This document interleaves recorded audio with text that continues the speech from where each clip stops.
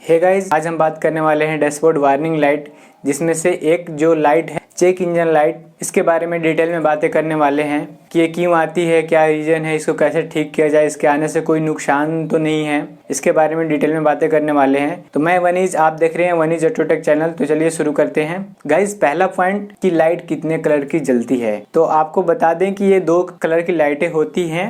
एक तो yellow colour की लाइट है और दूसरी रेड कलर की लाइट है। येलो कलर में 3 टाइप में जलती है, एक परमानेंट जलती है और एक जो है आती है जाती है, आती है जाती है।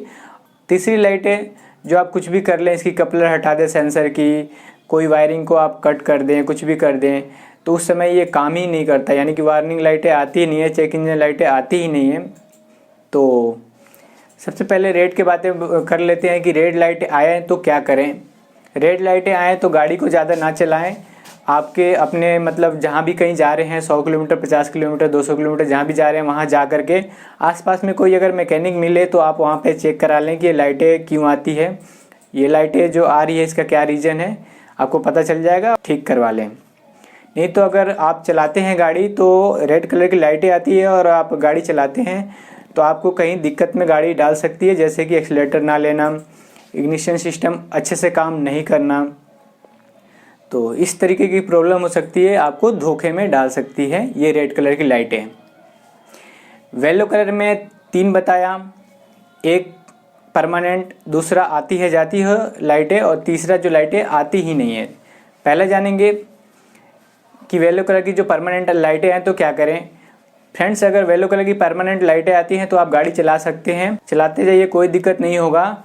और आपको जब भी टाइम मिले, 10 दिन, 25, 20 दिन, 1 महीना, जब भी आपको टाइम मिले तो उस समय आप जाकर, या सर्विस का टाइम हो रहा हो तो उस समय जाकर आप वर्कशॉप पे चेक करा सकते हैं, देखवा सकते हैं कि गाड़ी में क्या दिक्कत है, स्कैनिंग करके पता चल जाएगा। और तीसरी जो लाइटें येलो कलर की जो आती ही नहीं है डैशबोर्ड में, चाहे आप कपलर हटा दें, चाहे आप उसमें कोई सेंसर का वायर काट दें, सेंसर की कपलर हटा दें, कुछ भी कर लें, डैशबोर्ड में जो वार्निंग लाइटें दी होती है, चेक इंजन लाइटें, वो सोई नहीं होती है। उसका रीज़न क्या होता है, या तो एसीएम ख़राब होता है, या तो वायरिंग की जो हार्नेस होती है, वायरिंग लाइन की जो जितने हार्नेस होती है, वायरिंग की सिग्नल जो है वीक हो जाता है, सिग्नल अच्छे से नहीं मिलता है, ये भी प्रॉब्लम हो सकती है। और तीसरा जो उसमें बल्ब ही ख़राब होता है, जैसे कि मीटर में लगा हुआ जो बल्ब होता है, बल्ब भी ख़राब हो सकता है या नहीं होता है, तो भी ये प्रॉब्लम आती है कि लाइट ही नहीं जलती है। ये फ्रेंड्स, जितने लाइटें जो बात किया ये चेक इंजन लाइटें के बारे में, इसके आने से क्या नुकसान है। तो इसके आने से कोई नुकसान नहीं होता उतनी, और आप चाहें तो गाड़ी को चला सकते हैं, लेकिन जो रेड कलर पे लाइटें हैं उसके ध्यान देने पड़ेगी। गाड़ी में एक ECU लगा होता है जिसे इंजन कंट्रोल मॉडल बोलते हैं। वो हमारे एक दिमाग के तरह काम करता है। जैसे हमें कोई चीज़ उठाना होता है तो हमें दिमाग सेंस देती है, मतलब बताती है कि आप ये चीज़ें उठाओ, तो हमारे हाथ भी ऐसे उसी चीज़ को उठाता है। तो इसी तरह से गाड़ी में ECU लगा होता है जो हमारे दिमाग की तरह वो भी काम करता है, वर्क करता है कि कौन से सेंसर को कब सप्लाई देना है, नहीं देना है, और कौन सा सेंसर कितना काम कर रहा है, कौन से सेंसर से वोल्टेज आ रहा है कि नहीं आ रहा है, कौन से सेंसर से सप्लाई आ रहा है कि नहीं आ रहा है। और ये सारी चीज़ को जो डिटेल जो है मेंटेन करता है वो ECU होता है। अगर कोई चीज़ कहीं फॉल्ट हो जाती है, कोई दिक्कत हो जाती है, वायरिंग डिफेक्ट हो जाता है, तो उसको सिग्नल नहीं मिल पाता है ECU को।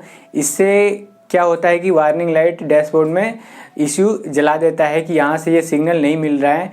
उस चीज़ को अच्छे से जानने के लिए हम गाड़ी को स्कैन करवा सकते हैं, या तो आप फ़ोन वाला स्कैनर भी होता है उससे भी स्कैन करवा सकते हैं, छोटा सा भी स्कैनर एक होता है टैबलेट वाले, उससे भी करवा सकते हैं। नहीं, उससे भी नहीं, अगर कोड पता चल रहा है, फॉल्ट क्लियर नहीं हो रहा है, आप लैपटॉप स्कैनर लगवा करके उसको फॉल्ट कोड क्या है, स्कैनर लगवाने के बाद में उसमें जो भी फॉल्ट कोड आ रहा है उस पर काम करें, उस पर जो भी फॉल्ट कोड आ रहा है उसको क्लियर करें, उसको सही करें।